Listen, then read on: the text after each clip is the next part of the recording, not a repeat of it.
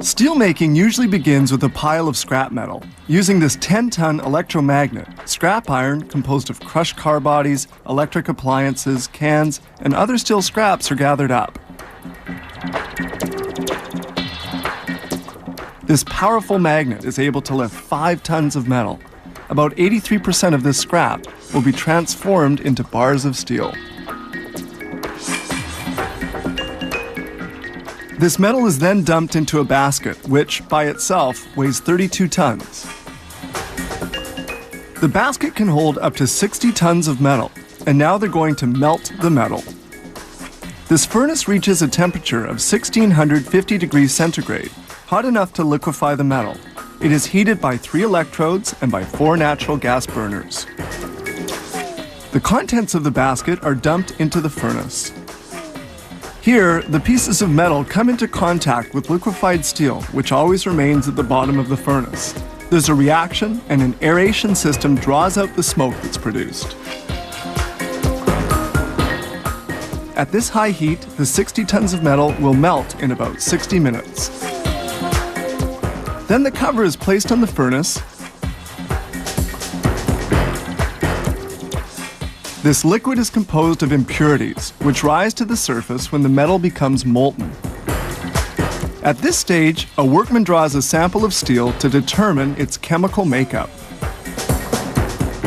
And now they make use of a supersonic oxygen lance. This lance blows oxygen into the molten steel, which reduces its carbon content, homogenizes the mix, and then speeds up the melting process.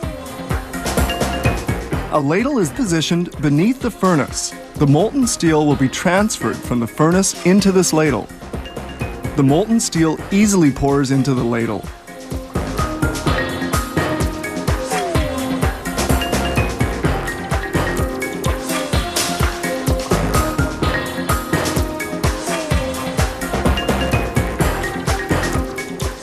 The ladle weighs 55 tons and holds 115 tons of molten steel.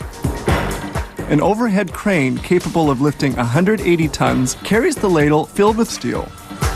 Additives are introduced in order to obtain the correct steel tone. Here, the electrodes are taken out of the furnace ladle.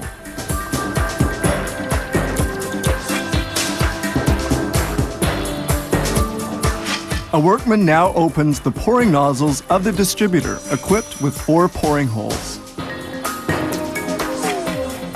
The molten steel runs into molds. It very quickly cools and begins to harden.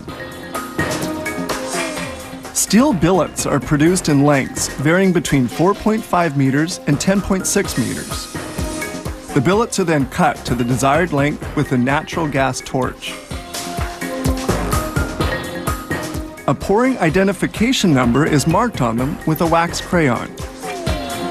The difference between a steel billet and the nearly finished flattened product is clear. Flattening of the billets remains to be done.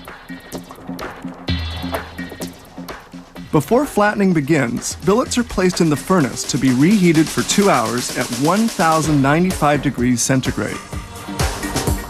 Water jets cool the billet ejector.